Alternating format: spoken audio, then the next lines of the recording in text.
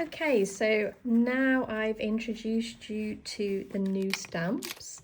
We are going to create a lovely little tag using our watercolor card.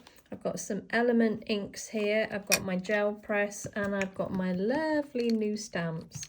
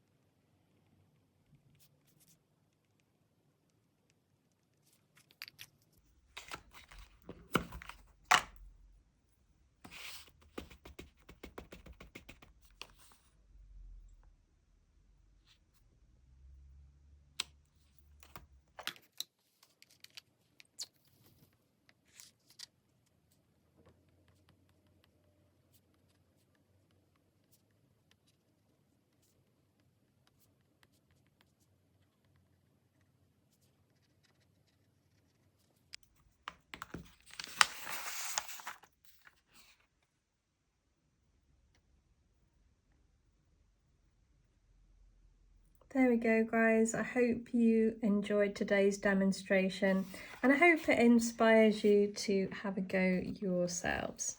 Thank you for joining me and take care and see you soon. Bye for now.